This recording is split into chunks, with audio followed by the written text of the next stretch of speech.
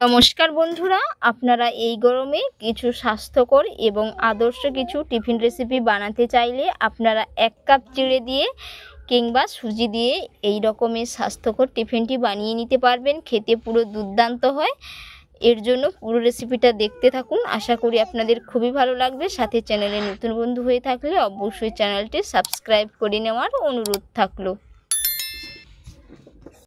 এই গরমে আদর্শ কিছু জলখাবার বানাতে চাইলে আপনারা এই রকম চিড়ে আর সুজি দিয়ে বানিয়ে নিতে পারেন। তো এখানে আমি কাপ মেপে 1 কাপ চিড়ে নিয়েছি। তো নর্মাল যে কাপগুলোতে আমরা বাড়িতে চা খাই ঠিক একই রকমভাবে সেই কাপ মেপে 1 কাপ চিড়ে নিয়ে নিলাম। চিড়েটা পরিষ্কার করে জল দিয়ে দুবার মতো ধুয়ে নেব। চিড়েটা খুব সুন্দর করে কিন্তু আমি জল দিয়ে পরিষ্কার করে ধুয়ে নিয়েছি। আর এখানে আমি যে চিড়েটা নিয়েছি পাতলা চিড়ে, একেবারেই সাদা ধপধপে চিড়েটা। এবার এটাকে আমি কিছুক্ষণের জন্য রেস্টে রেখে দেবো, যাতে চিড়েটা একেবারেই নরম সফট হয়ে যায়। আর চিড়ের মধ্যে কিন্তু কোনো রকমের জল নেই। এই যে চিড়েটা ধুয়ে আমি জলটা বাদ দিয়ে দিয়েছি। এবারে এইদিকে আমি একটি মিক্সির জার নিয়েছি। মিক্সির জারের মধ্যে দিয়ে দিচ্ছি 1 কাপ সুজি। তো আমি যেই কাপের মাপ করে চিড়ে নিয়েছিলাম সেই কাপের মাপ করে দিয়ে দিচ্ছি 1 কাপ সুজি। সুজিটা শুকনো অবস্থায় আমি একটু মিক্সিতে ঘুরিয়ে নেব। 2 থেকে 3 বার মতো ঘুরিয়ে নিলেই অনেকটাই গুঁড়ো হয়ে যাবে। সুজিটা মিক্সির জারের মধ্যে দিয়ে আমি খুব ভালো করে কিন্তু গুঁড়ো করে নিয়েছি। এবার আমি একটি মিক্সিং বোলের মধ্যে ঢেলে নিলাম।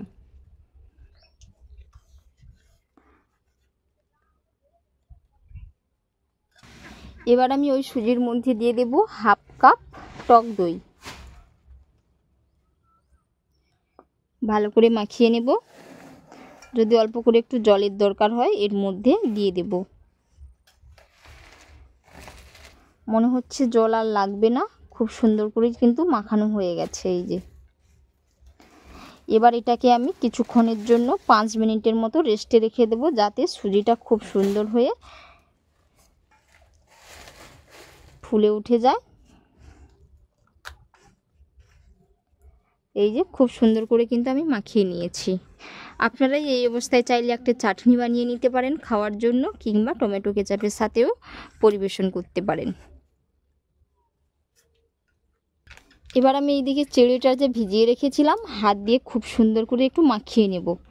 চিড়েটা এই যে অনেকটাই কিন্তু নরম হয়ে গেছে, একেবারেই নরম সফট হয়ে গেছে। এবার এটাকে হাত দিয়ে খুব ভালো করে মাখিয়ে একটি ডোয়ের আকারে করে নেব। চিড়েটা আমি খুব সুন্দর করে কিন্তু এই যে ডো তৈরি করে নিয়েছি। আর এইদিকে সুজিটা আগের তুলনায় অনেকটাই শক্ত হয়ে গেছে, এই যে দেখে নিশ্চয়ই বুঝতে পেরেছেন। এবার আমি এর মধ্যে দিয়ে দিচ্ছি পরিমাণ মতো লবণ, সাথে দিয়ে দেব 1/2 চামচ চিলি ফ্লেক্স। আপনারা এখানে চিলি ফ্লেক্স সাথে ধনে পাতাও অ্যাড করতে পারেন। এবার আমি সমস্ত উপকরণগুলো ভালো করে একসাথে মিশিয়ে নেব। এখন বাজারে ধনেপাতা পাওয়া যায় না, এর কারণে আমি ধনেপাতা দিলাম না। আপনাদের কাছে যদি থাকে আপনারা অবশ্যই দিতে পারেন। আর বন্ধুরা, প্রতিদিনের মতো কে কোথা থেকে রেসিপি দেখছেন অবশ্যই কমেন্ট করে জানাবেন। যদি রেসিপি ভালো লেগে থাকে অবশ্যই একটি লাইক করে দেবেন। সাথে চ্যানেলে নতুন বন্ধু হয়ে থাকলে অবশ্যই চ্যানেলটি সাবস্ক্রাইব করে নেওয়ার অনুরোধ থাকলো। এই যে খুব ভালো করে কিন্তু সমস্ত উপকরণগুলো মিশিয়ে নিয়েছি। এবার আমি হাতটা ধুয়ে পরিষ্কার করে হাতের মধ্যে একটু তেল লাগিয়ে নেব, যাতে না হাতের মধ্যে লেগে যায়। আর বন্ধুরা, এখানে আরেকটা কথা বলে রাখছি, এর মধ্যে আমি কিন্তু কোনো রকমের জল অ্যাড করছি না। দেখে নিশ্চয়ই আপনারা বুঝতে পেরেছেন। আর এই যে ডোটা হবে এটা কিন্তু খুবই টাইটভাবেই ডোটা বানিয়ে নিতে হবে। এটা কোনো রকম ঢিলা ভাব যাতে না থাকে। ঢিলা ভাব থাকলে কিন্তু আপনারা টিফিন রেসিপিটা খুব ভালো করে বানাতে পারবেন না। খুব সুন্দর করে হাতের মধ্যে আমি তেল লাগিয়ে নিয়েছি। এবার এটাকে আমি এইরকম ছোট্ট ছোট্ট করে লেচি কেটে নেব।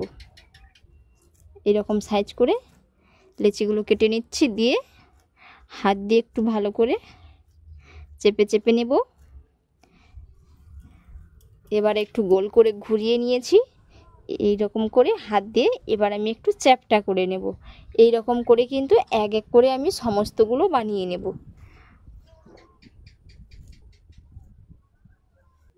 দুটো বানানো হয়ে গেছে, আবারও একটা ঠিক একই রকম ভাবে বানিয়ে নিলাম। এই যে সমস্তগুলো বানিয়ে নিয়েছি। এবার আমি এগুলো স্টেম করে নেব। আর আমি এই থালির মধ্যেই কিন্তু স্টেম করে নেব। এর জন্য থালিতে আগে থেকে আমি একটু তেল লাগিয়ে রেখেছিলাম, সাদা তেল। সেটা আপনাদের দেখানো হয়নি, ওটা স্কিপ হয়ে গেছে। স্টিম করার জন্য আমি একটি ছোট্ট হাঁড়ি বসিয়ে দিয়েছি গ্যাসের ওভেনের মধ্যে। এবার আমি প্লেটটা বসিয়ে নেব। হাঁড়ির ভেতরে আমি 2 বাটি জল দিয়েছি। এবার আমি এই যে টিফিনের প্লেটটা বসিয়ে নিয়েছি। এবার ঢাকনা দিয়ে এটা পুরো 10 মিনিটের জন্য স্টিম করে নেব। উপর থেকে একটা ঢাকনা লাগিয়ে দিয়েছি। 10 মিনিট পরে দেখাচ্ছি কেমন হয়েছে। 10 মিনিটের জন্য স্টিম করে নিয়েছি। ঢাকনা খুলে এই যে দেখে নিচ্ছি কত সুন্দরভাবে হয়ে গেছে, হাতের মধ্যে আর লেগেও যাচ্ছে না। এবার এটাকে আমি ঠান্ডা করে নেব। ঠান্ডা করে আপনারা কিন্তু এই অবস্থায় এটা খেতে পারেন, কিংবা এটাকে তড়কা লাগিয়েও খেতে পারেন। তড়কা লাগিয়ে খেলে টেস্টটা আরও দ্বিগুণ বেড়ে যায়। আর যারা তেল মশলার খাবার একেবারেই পছন্দ করেন না, তারা এই অবস্থায় খেতে পারেন। তড়কা লাগানোর জন্য আমি একটি তাওয়া বসিয়ে তাওয়ার মধ্যে আমি এই চামচের মাপ করে 1 চামচ সাদা তেল দিয়েছি। এবার আমি ঠিক একই রকমভাবে হাফ চামচ সাদা তেল দিয়ে দিলাম। এবারে দিয়ে দেব আমি কাসুরি মেথি। এখানে আপনারা কাসুরি মেথির পরিবর্তে কিন্তু কারি পাতাও অ্যাড করতে পারেন। যাদের কাছে কারি পাতা আছে দেবেন, না হলে কাসুরি মেথি থাকলে কাসুরি মেথি দিয়ে দেবেন। খুব সুন্দর হয়ে কিন্তু ফুটে উঠেছে তড়কা। এবার আমি এর মধ্যে দিয়ে দেব টিফিনগুলো। আপনারা চাইলে কালো সর্ষেও দিতে পারেন।